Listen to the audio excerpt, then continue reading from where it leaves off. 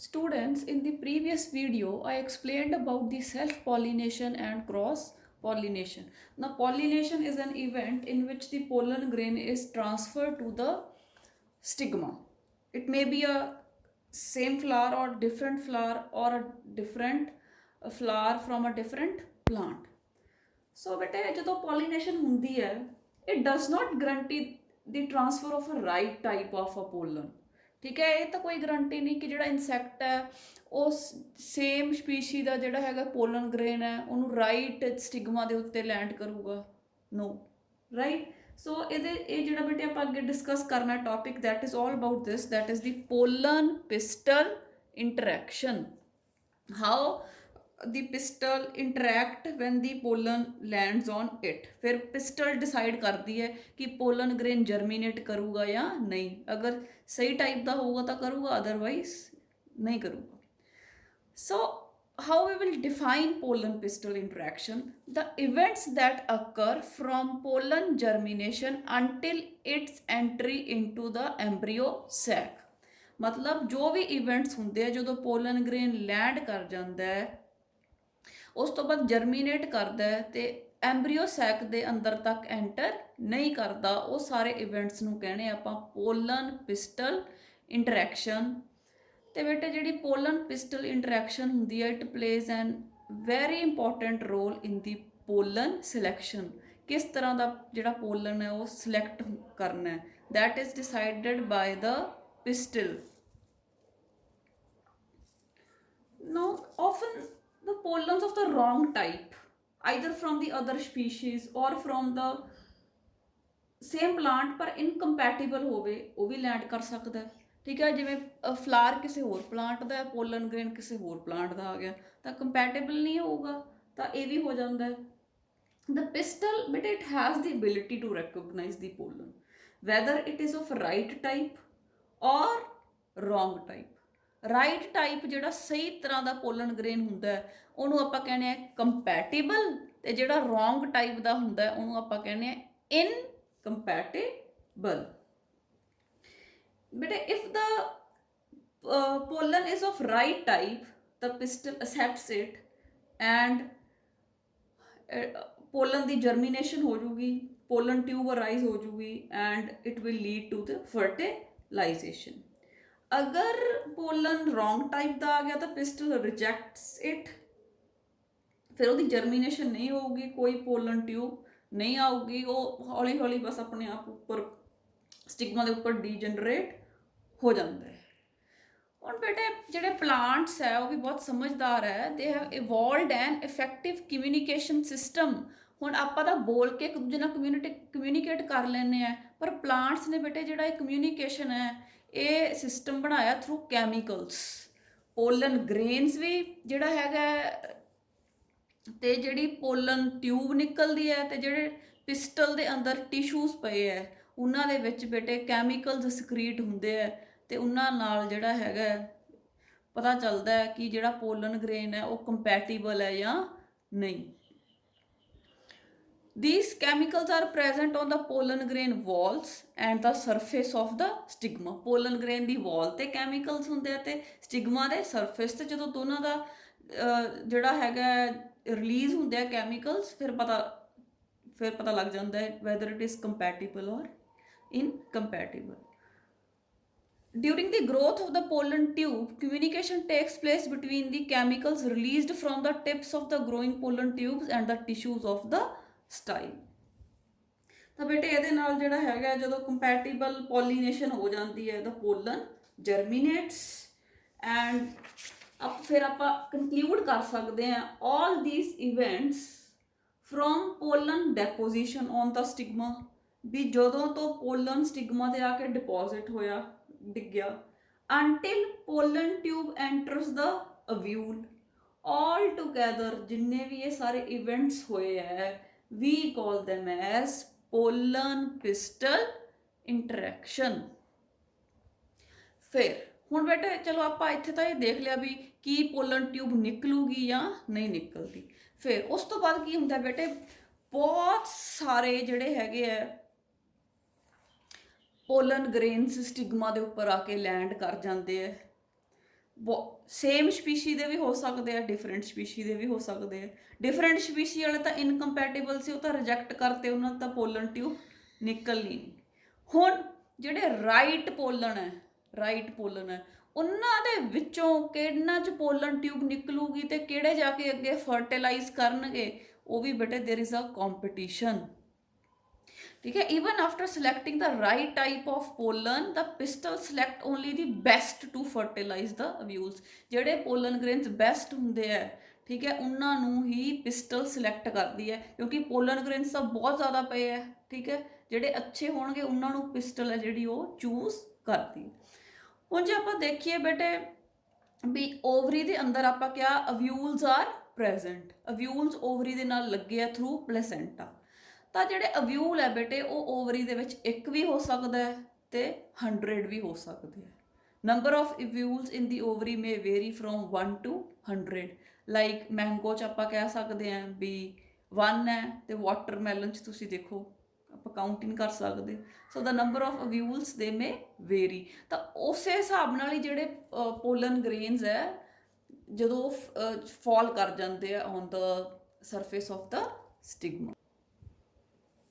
Okay, ਫਿਰ ਬੇਟੇ ਕੀ ਹੁੰਦਾ ਹੈ, ਜਿਹੜੇ ਪੋਲਨ ਗ੍ਰੇਨਸ ਈਜ਼ੀਲੀ ਜਰਮੀਨੇਟ ਕਰ ਜਾਂਦੇ ਆ, ਜਲਦੀ ਜਰਮੀਨੇਟ ਕਰ ਜਾਂਦੇ ਆ, ਠੀਕ ਹੈ, ਉਹਨਾਂ ਦੇ ਵਿੱਚੋਂ ਜਲਦੀ ਪੋਲਨ ਟਿਊਬ ਨਿਕਲੇ ਆਉਂਦੀ ਹੈ ਤੇ ਉਹਨਾਂ ਦੀ ਪੋਲਨ ਟਿਊਬ ਬਹੁਤ ਤੇਜ਼ੀ ਨਾਲ ਜਿਹੜੀ ਹੈਗੀ ਹੈ ਓਵਰੀ ਤੱਕ ਪਹੁੰਚ ਜਾਂਦੀ ਹੈ ਤੇ ਅਵਿਊਲਸ ਨੂੰ ਫਰਟੀਲਾਈਜ਼ ਕਰ ਦਿੰਦੀ ਹੈ। ਬੇਟਾ ਜਦੋਂ ਆਪਾਂ ਡਿਸਕਸ ਕਰਦੇ ਆ ਨਾ, ਆਪਾਂ ਜਨਰਲੀ ਇੱਕ ਪੋਲਨ ਟਿਊਬ ਬਣਾ ਲੈਂਦੇ ਆ, ਇੱਕ ਆਪਾਂ ਅਵਿਊਲ ਬਣਾ ਲੈਂਦੇ ਆ, ਤਾਂ ਕਿ ਜਿਹੜਾ ਹੈ ਕੰਪਲਿਕੇਟਡ ਨਾ ਲੱਗੇ ਪ੍ਰੋਸੈਸ। ਓਵਰੀ ਦੇ ਅੰਦਰ ਤੁਹਾਨੂੰ ਦੱਸਿਆ ਹੰਡਰਡਸ ਆਫ ਅਵਿਊਲਸ ਹੋ ਸਕਦੇ ਆ ਤੇ ਉਹਨਾਂ ਵਿੱਚੋਂ ਕਾਫੀ ਸਾਰੇ ਆ ਜਿਹੜੇ ਉਹ ਫਰਟੀਲਾਈਜ਼ ਹੋ ਸਕਦੇ ਆ, ਰਾਈਟ। ਇਹ ਐਟ ਅ ਟਾਈਮ ਹੀ ਹੋ ਰਿਹਾ ਕਿਉਂਕਿ ਬਹੁਤ ਸਾਰੇ ਪੋਲਨ ਗ੍ਰੇਨ ਸਟਿਗਮਾ ਤੇ ਆ ਰਹੇ ਆ, ਸਾਰਿਆਂ ਚੋਂ ਟਿਊਬਸ ਨਿਕਲ ਰਹੀਆਂ, ਪੋਲਨ ਟਿਊਬ, ਸਾਰੀਆਂ ਪੋਲਨ ਟਿਊਬਸ ਅੰਦਰ ਐਂਬਰੀਓ ਸੈਕ 'ਚ ਜਾ ਰਹੀਆਂ। ਹਰ ਐਂਬਰੀਓ ਸੈਕ 'ਚ ਦੇयर ਇਜ਼ ਅ ਐਗ, ਉੱਥੇ ਹਰ ਪੋਲਨ ਟਿਊਬ ਮੇਲ ਗਮੀਟਸ ਛੱਡ ਕੇ ਤੇ ਜਿਹੜਾ ਹੈਗਾ ਐਗ ਹੈ ਉਹਨੂੰ ਫਰਟੀਲਾਈਜ਼ ਕਰ ਰਹੀ ਹੈ। ਤਾਂ ਇਹ ਸਾਰੇ ਇਵੈਂਟਸ ਇਕੱਠੇ ਹੋ ਰਹੇ ਆ, ਇਹ ਨਹੀਂ ਵੀ ਇੱਕ ਹੀ ਅਵਿਊਲ ਹੈ ਤੇ ਉਹਦੇ ਵਿੱਚ ਇੱਕ ਹੀ ਪੋਲਨ ਟਿਊਬ ਜਾ ਰਹੀ ਹੈ, ਨੋ, ਸਾਰੇ ਕਾਫੀ ਸਾਰੇ ਜਿਹੜੇ ਅਵਿਊਲਸ ਹੈ ਐਟ ਅ ਟਾਈਮ ਫਰਟੀਲਾਈਜ਼ ਹੋ ਜਾਂਦੇ ਆ, ਕਿਉਂਕਿ ਕਾਫੀ ਸਾਰੇ ਪੋਲਨ ਗ੍ਰੇਨਸ ਸਟਿਗਮਾ ਦੇ ਉੱਪਰ ਆ ਕੇ ਗਿਰਦੇ ਆ। ਨੋਟ ਕਿ ਇੱਕ ਪੋਲਨ ਗ੍ਰੇਨ ਥੋੜੀ ਹੁੰਦਾ, ਬਹੁਤ ਸਾਰੇ ਆ ਕੇ ਏਜੰਸੀਜ਼ ਦੇ ਥਰੂ ਉੱਤੇ ਗਿਰਦੇ। ਸਾਰੇ ਜਿਹੜੇ ਕੰਪੈਟੀਬਲ ਹੋਣਗੇ ਉਹਨਾਂ ਚੋਂ ਸਾਰਿਆਂ ਚੋਂ ਪੋਲਨ ਟਿਊਬ ਨਿਕਲੀ ਹੁੰਦੀ, ਉਸ ਤੋਂ ਬਾਅਦ ਕੰਪੀਟੀਸ਼ਨ ਹੁੰਦਾ, ਜਿਹੜੇ ਪਹਿਲਾਂ ਗਰੋ ਕਰ ਦਿੰਦੇ ਆਪਦੀ ਪੋਲਨ ਟਿਊਬ ਉਹ ਜਾ ਕੇ ਐਂਟਰ ਕਰ ਜਾਂਦੇ ਆ ਇਨ ਦੀ ਐਂਬਰੀਓ ਸੈਕ ਤੇ ਫਰਟੀਲਾਈਜੇਸ਼ਨ ਹੋ ਜਾਂਦੀ ਹੈ। ਜਿਹੜੇ ਲੈਸ ਵਿਗਰਸ ਹੁੰਦੇ ਆ ਉਹ ਲੇਟ ਰਹਿ ਜਾਂਦੇ ਆ, ਠੀਕ ਹੈ, ਜਦੋਂ ਤੱਕ ਉਹਨਾਂ ਦੀ ਪੋਲਨ ਟਿਊਬ ਤੇ ਮੇਲ ਗਮੀਟਸ ਪਹੁੰਚਦੇ ਆ ਉਦੋਂ ਤੱਕ ਜਿਹੜੇ ਅਵਿਊਲਸ ਆ ਉਹ ਆਲਰੇਡੀ ਫਰਟੀਲਾਈਜ਼ਡ ਹੋ ਜਾਂਦੇ ਓਵਰੀ ਦੇ ਵਿੱਚ, ਠੀਕ ਹੈ। ਤਾਂ ਨੰਬਰ ਆਫ ਅਵਿਊਲਸ ਆਰ ਬੀਇੰਗ ਫਰਟੀਲਾਈਜ਼ਡ। ਫਿਰ ਬੇਟੇ ਜਿਵੇਂ ਆਪਾਂ ਕਿਹਾ ਵਾਟਰਮੈਲਨ 'ਚ ਬਹੁਤ ਸਾਰੇ ਸੀਡਸ ਹੈ, ਅਵਿਊਲਸ ਉਸ ਤੋਂ ਵੀ ਜ਼ਿਆਦਾ ਹੋ ਸਕਦੇ ਆ, ਮਤਲਬ ਜਿੰਨੇ ਅਵਿਊਲਸ ਫਰਟੀਲਾਈਜ਼ ਹੋ ਜਾਂਦੇ ਆ ਉਹਨਾਂ ਤੋਂ ਸੀਡ ਬਣਦੇ ਆ। ਜਿਹੜੇ ਅਵਿਊਲਸ ਫਰਟੀਲਾਈਜ਼ ਨਹੀਂ ਹੁੰਦੇ, ਜਿਨ੍ਹਾਂ ਤੱਕ ਮੇਲ ਗਮੀਟਸ ਨਹੀਂ ਪਹੁੰਚ ਪਾਉਂਦੇ, ਜਿਨ੍ਹਾਂ ਤੱਕ ਪੋਲਨ ਟਿਊਬ ਦੇ ਥਰੂ ਮੇਲ ਗਮੀਟਸ ਨਹੀਂ ਪਹੁੰਚ ਪਾਉਂਦੇ, ਉਹ ਬੇਟਾ ਉਹ ਮਤਲਬ ਉਹ ਸੀਡ ਨਹੀਂ ਬਣਾਉਣਗੇ। ਓਨਲੀ ਦ ਫਰਟੀਲਾਈਜ਼ਡ ਅਵਿਊਲਸ, ਠੀਕ ਹੈ, ਓਨਲੀ ਦੀ ਫਰਟੀਲਾਈਜ਼ਡ, ਜਿੱਥੇ ਐਂਬਰੀਓ ਸੈਕ ਦੇ ਅੰਦਰ ਫਰਟੀਲਾਈਜੇਸ਼ਨ ਹੋਊਗੀ ਉਹੀ ਵਾਲੇ ਅਵਿਊਲਸ ਤੋਂ ਅੱਗੇ ਮੈਚਿਓਰ ਹੋ ਕੇ ਸੀਡ ਬਣੂਗਾ। Now I hope this concept is clear. ਬਹੁਤ ਸਾਰੇ ਪੋਲਨ ਗ੍ਰੇਨਸ ਲੈਂਡ ਕਰਦੇ ਆ, ਬਹੁਤ ਸਾਰੀਆਂ ਪੋਲਨ ਟਿਊਬਸ ਨਿਕਲਦੀਆਂ ਤੇ ਬਹੁਤ ਸਾਰੇ ਜਿਹੜੇ ਅਵਿਊਲਸ ਆ ਫਰਟੀਲਾਈਜ਼ ਹੋ ਸਕਦੇ ਆ ਐਟ ਅ ਟਾਈਮ, ਇੱਕੋ ਸਮੇਂ ਤੇ। ਅਗਰ ਸਪੋਜ਼ ਵੀ ਅਵਿਊਲ ਹੀ ਇੱਕ ਹੈ ਫਿਰ ਤਾਂ ਇੱਕੋ ਹੀ ਪੋਲਨ ਗ੍ਰੇਨ ਜਿਹੜਾ ਹੈਗਾ ਜਦੋਂ ਉਹਨੇ ਆਪਦੇ ਮੇਲ ਗਮੀਟਸ ਐਂਟਰ ਕਰਾਤੇ ਉਸ ਤੋਂ ਬਾਅਦ ਬਾਕੀ ਜਿਹੜੇ ਪੋਲਨ ਗ੍ਰੇਨਸ ਹੈ ਉਹਨਾਂ ਦੀ ਟਿਊਬ ਐਂਟਰ ਨਹੀਂ ਹੋ ਸਕਦੀ। ਪਰ ਜਿਨ੍ਹਾਂ ਦੇ ਵਿੱਚ ਕਾਫੀ ਜ਼ਿਆਦਾ ਅਵਿਊਲਸ ਹੈ ਤਾਂ ਉਹਨਾਂ ਦੇ ਵਿੱਚ ਕਾਫੀ ਸਾਰੇ ਪੋਲਨ ਗ੍ਰੇਨਸ ਜਰਮੀਨੇਟ ਕਰਕੇ ਫਰਟੀਲਾਈਜ਼ ਕਰ ਦਿੰਦੇ ਆ ਅਵਿਊਲਸ ਨੂੰ, ਤੇ ਜਿੰਨੇ ਅਵਿਊਲਸ ਫਰਟੀਲਾਈਜ਼ ਹੋ ਗਏ ਉਨੇ ਹੀ ਅੱਗੇ ਜਾ ਕੇ ਸੀਡਸ ਬਣਾ ਦੇਣਗੇ ਤੇ ਜਿਹੜੀ ਓਵਰੀ ਹੈ ਬੇਟੇ ਉਹ ਬਣਾ ਦਿੰਦੀ ਹੈ ਫਰੂਟ, ਠੀਕ ਹੈ। ਜਿਹੜਾ ਫਰੂਟ ਬਣਦਾ ਉਹ ਓਵਰੀ ਹੈ ਤੇ ਜਿਹੜੇ ਅੰਦਰ ਬੀਜ ਬਣਦੇ ਉਹ ਅਵਿਊਲਸ। ਹੁਣ ਜਿਵੇਂ ਵਾਟਰਮੈਲਨ ਹੈ ਤਾਂ ਬਾਹਰੋਂ ਜਿਹੜਾ ਆਪਾਂ ਉਹਦਾ ਜਿਹੜਾ ਹਿੱਸਾ ਦੈਟ ਇਜ਼ ਦੀ ਜਿਹੜਾ ਫਰੂਟ ਆਪਾਂ ਜਿਹੜਾ ਯੂਜ਼ ਕਰ ਰਹੇ ਹਾਂ, ਹੈ ਨਾ, ਜਿਵੇਂ ਦੈਟ ਇਜ਼ ਦੀ ਓਵਰੀ, ਜਿਹੜੇ ਬੀਜ ਬਣੇ ਪਏ ਆ ਉਹ ਫਰਟੀਲਾਈਜ਼ਡ ਅਵਿਊਲਸ ਹੈ। ਹੋ ਸਕਦਾ ਅਵਿਊਲ ਤਾਂ ਹੋਰ ਵੀ ਬਹੁਤ ਹੋਣ, ਪਰ ਉਹ ਫਰਟੀਲਾਈਜ਼ ਹੋ ਕੇ ਉਹਨਾਂ ਨੇ ਸੀਡਸ ਨਹੀਂ ਬਣਾਏ। ਅਨਫਰਟੀਲਾਈਜ਼ਡ ਅਵਿਊਲ ਸੀਡ ਨਹੀਂ ਬਣਾਏਗਾ। ਨੈਕਸਟ ਬੇਟਾ, ਹੁਣ ਜਿਹੜਾ ਹੈ ਆਪਾਂ ਕਰ ਚੁੱਕੇ ਹਾਂ ਕਿ ਜਿਹੜੇ ਹੈ ਜਿਹੜਾ ਆਪਣਾ ਵੀ ਸਟਿਗਮਾ ਲੈਂਡ ਕਰ ਸੌਰੀ ਪੋਲਨ ਗ੍ਰੇਨਸ ਲੈਂਡ ਕਰ ਗਏ ਔਨ ਦਾ ਸਟਿਗਮਾ। ਉਸ ਤੋਂ ਬਾਅਦ ਕੀ ਹੋਣਾ ਹੈ? Fertilisation. What is fertilisation? Fusion of male gametes with the female gamete. ਠੀਕ ਹੈ, ਫਿਊਜ਼ਨ ਹੋਣੀ ਹੈ ਤਾਂ we call it as fertilisation. Fertilisation ਨੂੰ ਬੇਟੇ ਸਟੱਡੀ ਕਰਨ ਲਈ ਆਪਾਂ 3 ਸਟੈਪਸ 'ਚ ਡਿਵਾਈਡ ਕੀਤਾ and 1 by 1 we'll study all these 3 steps. First is the germination of pollen grain on the stigma and the growth of the pollen tube. एक थोड़ा जिहा तो मैं एक्सप्लेन कर ही चुकी हाँ, दी पोलन पिस्टल इंटरैक्शन। जो पोलन ट्यूब बन जाती है फिर बेटे इट एंटर्स इनटू द अव्यूल, तो अव्यूल के अंदर पिया हुंदा एंब्रीओ सैक। फिर जो अव्यूल च एंटर कर जाती है पोलन ट्यूब, उस तो बाद जिहड़ी है अव्यूल दे विचों फिर पहुँच जाती है इन दी एंब्रीओ सैक, तो एंब्रीओ सैक च अगे जिहड़ा एग पिया है उन्होंने फर्टिलाइज कर देंगे आ जिहड़े मेल गैमीट्स। ओके, सो बेटे आप देखा कि जिहड़ा मेल पार्ट सी उहने एंथर्स, उहदे विच एंथर्स पए सी, एंथर्स ने एन पोलन ग्रेन्स बनाते, मीनस हैप्लॉयड पोलन ग्रेन्स बनाते। पोलन ग्रेन्स की होगी पॉलीनेशन, पॉलीनेशन होके वो पहुँच गए स्टिगमा ते अगर वो कंपैटेबल सीगा तो स्टिगमा ने उन्होंने कर लूगा असैप्ट। ਜਦੋਂ ਸਟਿਗਮਾ ਉਹਨੂੰ ਅਸੈਪਟ ਕਰ ਲੂਗਾ ਫਿਰ ਅੱਗੇ ਫਰਦਰ ਪ੍ਰੋਸੈਸ ਸ਼ੁਰੂ ਹੋਊਗਾ। ਅਗਰ ਸਟਿਗਮਾ ਨੇ ਅਸੈਪਟ ਨਹੀਂ ਕੀਤਾ ਫਿਰ ਜਿਹੜਾ ਹੈ ਅੱਗੇ ਦਾ ਪ੍ਰੋਸੈਸ ਹੈ ਜਿਹੜਾ ਜਰਮੀਨੇਸ਼ਨ ਵਗੈਰਾ ਪੋਲਨ ਟਿਊਬ ਵਗੈਰਾ ਉਹ ਨਹੀਂ ਹੁੰਦਾ। Now let us suppose that we compatible pollen grain ਹੈ ਜਿਹੜਾ ਉਹ ਲੈਂਡ ਕੀਤਾ ਤੇ ਸਟਿਗਮਾ ਨੇ ਉਹਨੂੰ ਅਸੈਪਟ ਕਰ ਲਿਆ। ਉਸ ਤੋਂ ਬਾਅਦ ਕੀ ਹੋਊਗਾ? Pollen grain ਅਬਜ਼ੌਰਬਸ water and the germination starts. ਠੀਕ ਹੈ, ਜਰਮੀਨੇਸ਼ਨ ਸ਼ੁਰੂ ਹੋ ਜੂਗੀ। ਤਾਂ ਜਿਵੇਂ ਹੀ ਬੇਟੇ ਜਿਹੜੀ ਹੈ ਆਪਾਂ ਦੇਖਿਆ ਸੀ ਕਿ ਆ ਇੱਕ ਪੋਲਨ ਗ੍ਰੇਨ ਹੈ ਸਟਿਗਮਾ ਦੇ ਆ ਕੇ ਉੱਤੇ ਲੈਂਡ ਹੋ ਗਿਆ। ਇਹਦੇ ਕੋਲ ਇੱਕ ਵੱਡਾ ਸੈੱਲ ਸੀ ਵੈਜੀਟੇਟਿਵ ਸੈੱਲ, ਇੱਕ ਛੋਟਾ ਸੈੱਲ ਸੀ ਉਹਨੂੰ ਆਪਾਂ ਕਿਹਾ ਜਨਰੇਟਿਵ ਸੈੱਲ।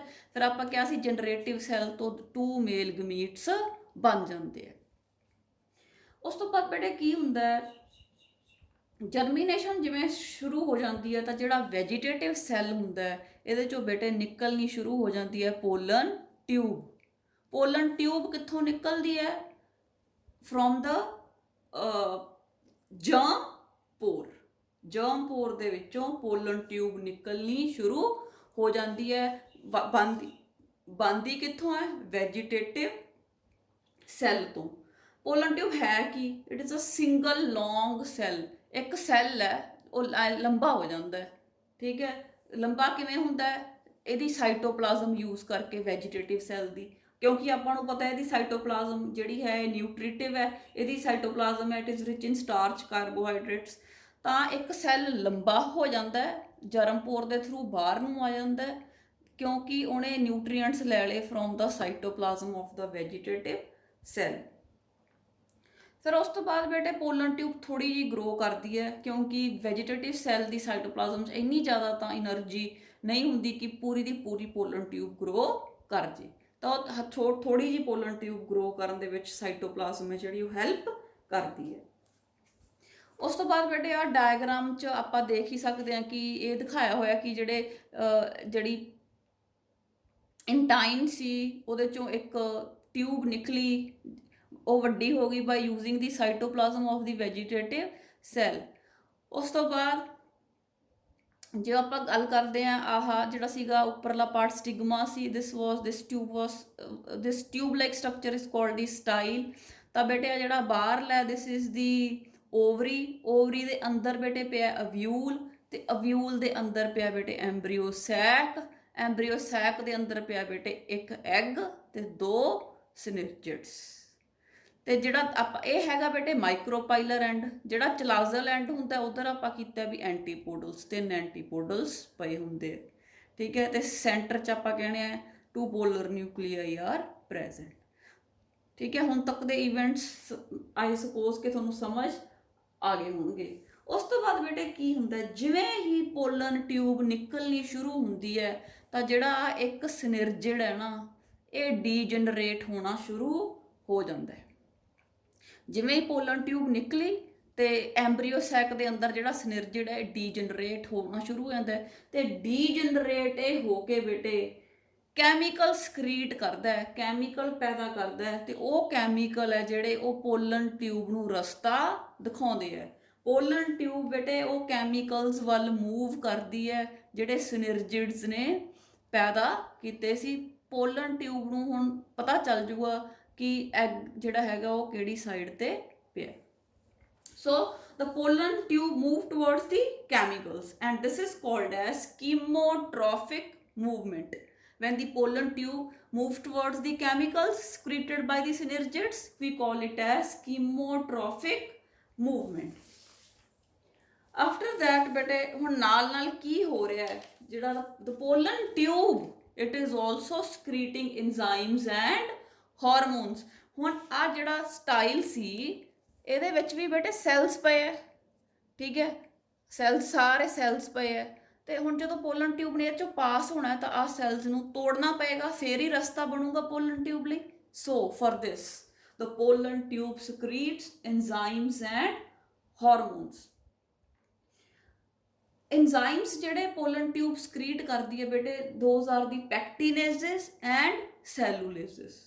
ਜਿਹੜਾ ਪੈਕਟੀਨੇਜ਼ ਐਂਜ਼ਾਈਮ ਹੈ ਉਹ ਜਿਹੜਾ ਸਟਾਈਲ ਦੇ ਅੰਦਰ ਮਿਡਲ ਲੈਮੇਲਾ ਹੋਊਗਾ ਉਹਨੂੰ ਖਤਮ ਕਰਦਾ ਹੈ, ਤੇ ਜਿਹੜਾ ਸੈਲੂਲੇਜ਼ ਉਹ ਸੈੱਲ ਵਾਲ ਨੂੰ ਖਤਮ ਕਰਦਾ ਹੈ। ਤਾਂ ਪੋਲਨ ਟਿਊਬ ਅੱਗੇ ਵਧਣ ਲਈ ਕੈਮੀਕਲਸ ਪ੍ਰੋਡਿਊਸ ਕਰ ਰਹੀ ਹੈ ਤਾਂ ਕਿ ਜਿਹੜੇ ਸਟਾਈਲ ਦੇ ਟਿਸ਼ੂ ਹੈ ਉਹਨਾਂ ਨੂੰ ਤੋੜਿਆ ਜਾ ਸਕੇ, ਜਿਹੜੇ ਸਟਾਈਲ ਦੇ ਅੰਦਰ ਸੈਲਸ ਹੈ ਉਹਨਾਂ ਨੂੰ ਤੋੜਿਆ ਜਾ ਸਕੇ।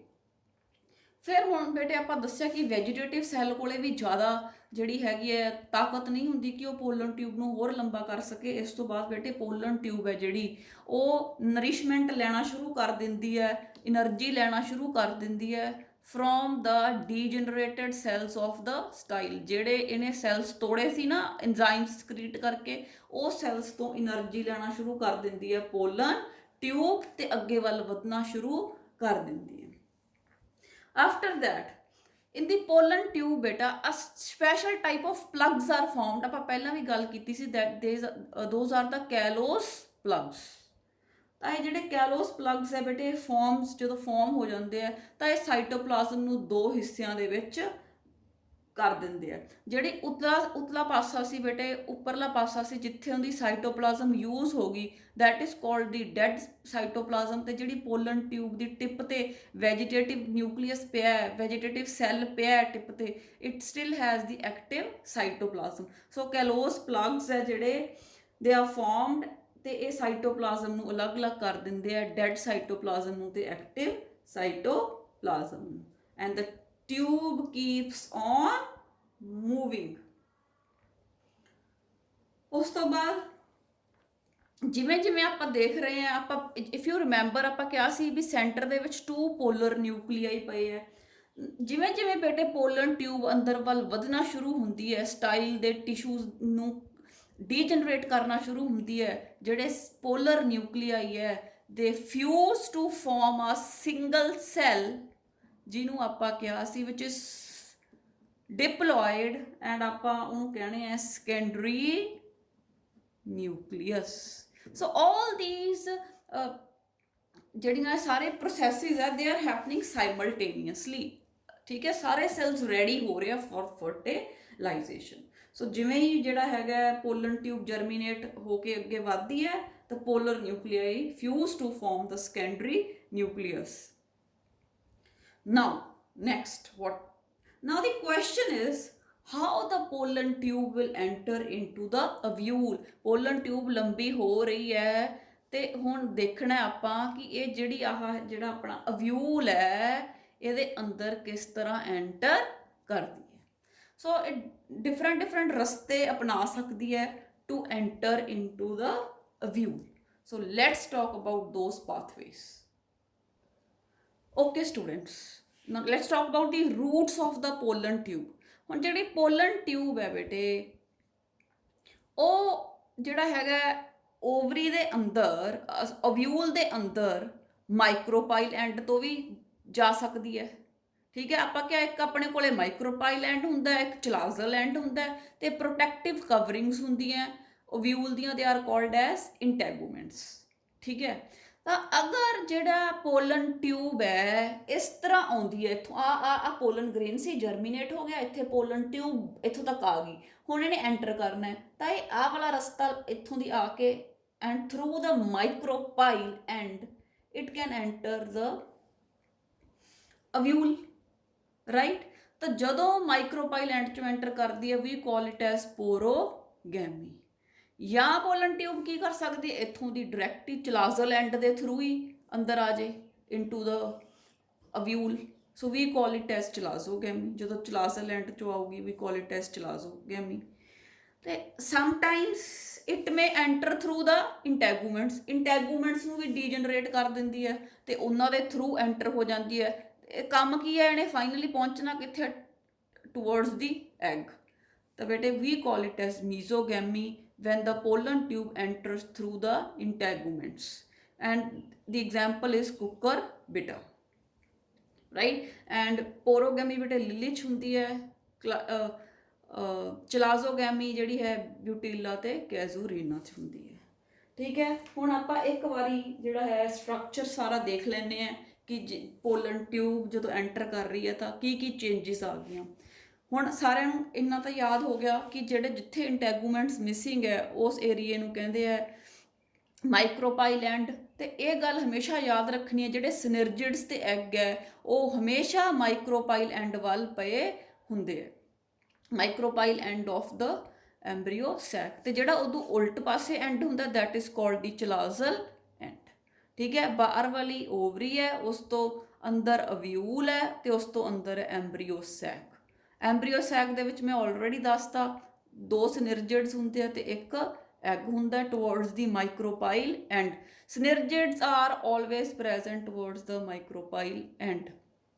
ਸੈਂਟਰ 'ਚ ਬੇਟੇ ਆਪਾਂ ਕਿਹਾ ਸੀ ਵੀ ਜਦੋਂ ਪੋਲਨ ਟਿਊਬ ਬਣਨੀ ਸ਼ੁਰੂ ਹੋ ਜਾਂਦੀ ਹੈ ਤਾਂ ਜਿਹੜੇ 2 ਪੋਲਰ ਨਿਊਕਲੀਆਈ ਸੀ ਦੇ fuse to form a diploid structure called secondary nucleus. ਤੇ ਚਲਾਜ਼ਲ ਐਂਡ ਤੇ ਬੇਟੇ 3 ਸੈਲਸ ਪਏ ਹੁੰਦੇ ਆ, ਦੇ ਆਰ ਕਾਲਡ ਦੀ ਐਂਟੀਪੋਡਲਸ।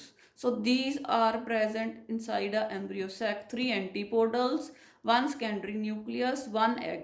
ਫਿਰ ਆਪਾਂ ਕੀਤਾ ਸੀ ਵੀ ਪੋਲਨ ਟਿਊਬ ਨੂੰ ਰਸਤਾ ਦਿਖਾਉਣ ਲਈ ਇੱਕ ਸਿਨਰਜਿਡ ਡੀਜਨਰੇਟ ਹੋ ਜਾਂਦਾ ਹੈ ਤੇ ਕੈਮੀਕਲ ਸਕਰੀਟ ਕਰਦਾ ਹੈ। therefore I have drawn only 1 synergid over here, 1 has degenerated pollen tube ਨੂੰ ਰਸਤਾ ਦਿਖਾ ਰਿਹਾ, ਰਾਈਟ। ਤੇ ਜਿਹੜਾ ਐਂਟਰੀ ਹੈ that can be porogamy, chalazoਗੈਮੀ or mesoਗੈਮੀ। now the students next is ਕਿ ਜਿਹੜੀ ਪੋਲਨ ਟਿਊਬ ਸੀ ਉਹ ਅਵਿਊਲ ਦੇ ਅੰਦਰ ਐਂਟਰ ਹੋ ਚੁੱਕੀ ਹੈ, ਕਿਸੇ ਵੀ ਰੂਟ ਦੇ ਥਰੂ ਹੋਗੀ। ਹੁਣ ਉਹਨੇ ਅੱਗੇ ਐਂਟਰ ਕਰਨਾ ਹੈ into the embryo sac. You must always remember that the pollen tube enters into the embryo sac only through the micropylar end because the integuments are not present at the micropylar end। ਠੀਕ ਹੈ, ਅਵਿਊਲ 'ਚ ਉਹਨੂੰ ਅੰਦਰ ਜਾਣ ਲਈ 3 ਰਸਤੇ ਹੈ, ਮਾਈਕਰੋਪਾਈਲ 'ਚੋਂ ਵੀ, ਚਲਾਜ਼ਲ ਐਂਡ 'ਚੋਂ ਵੀ ਜਾ ਸਕਦੀ ਹੈ ਤੇ ਇੰਟੈਗੂਮੈਂਟਸ 'ਚੋਂ ਵੀ ਜਾ ਸਕਦੀ। ਪਰ ਐਂਬਰੀਓ ਸੈਕ ਦੇ ਅੰਦਰ ਉਹ ਮਾਈਕਰੋਪਾਈਲਰ ਐਂਡ 'ਚੋਂ ਹੀ ਜਾਊਗੀ ਕਿਉਂਕਿ ਜਿਹੜਾ ਐਗ ਹੈ ਉਹ ਮਾਈਕਰੋਪਾਈਲਰ ਐਂਡ ਵੱਲ ਪਿਆ, ਪਲੱਸ ਜਿਹੜਾ ਸਿਨਰਜਿਡ ਉਹਨੂੰ ਰਸਤਾ ਦਿਖਾ ਰਿਹਾ ਸੀ ਉਹ ਵੀ ਕਿੱਧਰਲੇ ਪਾਸੇ ਪਿਆ, ਮਾਈਕਰੋਪਾਈਲਰ ਐਂਡ। ਫਿਰ ਬੇਟੇ ਜਿਹੜੀ ਟਿਪ ਹੈ pollen tube the it entrance ਦਾ ਸਿਨਰਜਿਡ, ਜਿਹੜਾ ਇੱਕ ਸਿਨਰਜਿਡ ਬਚਿਆ ਸੀ ਉਹਦੇ ਵਿੱਚ ਐਂਟਰ ਕਰ ਜੂਗੀ ਥਰੂ ਦਾ ਫਿਲੀਫਾਰਮ ਅਪਰੇਟਸ। ਠੀਕ ਹੈ, ਸਿਨਰਜਿਡ ਕੈਮੀਕਲ ਸਕਰੀਟ ਕਰ ਰਿਹਾ, ਪੋਲਨ ਟਿਊਬ ਨੂੰ ਗਾਈਡ ਕਰ ਰਿਹਾ। ਠੀਕ ਹੈ, ਕੀਮੋਟ੍ਰੋਪਿਕ ਸਕਰੀਸ਼ਨ ਹੈ। ਫਿਰ ਬੇਟੇ ਜਦੋਂ ਜਿਹੜਾ ਹੈਗਾ ਪੋਲਨ ਟਿਊਬ ਹੈ ਜਿਹੜੀ ਉਹ ਸਿਨਰਜਿਡ ਦੇ ਵਿੱਚ ਐਂਟਰ ਕਰ ਜਾਂਦੀ ਹੈ ਤਾਂ ਉਹ ਟਿਪ ਐਨਲਾਰਜ ਹੋ ਜਾਂਦੀ ਹੈ, ਫੁੱਲ ਜਾਂਦੀ ਹੈ ਐਂਡ ਫਟ ਜਾਂਦੀ ਹੈ, ਰਪਚਰਸ releasing the 2 male gametes into the embryo sac। 2 male gametes are released in the embryo sac। Next ਬੇਟੇ ਆਪਾਂ ਕਰਨਾ ਵੀ 2 ਮੇਲ ਗਮੀਟਸ ਦਾ ਅੱਗੇ ਕੀ ਫੇਟ ਹੈ, ਕਿਸ ਤਰ੍ਹਾਂ ਦੇ ਉਹਨਾਂ ਨੇ ਸੈਲਸ ਬਣਾਉਣੇ ਆ। ਠੀਕ ਹੈ, This we will talk in the next video.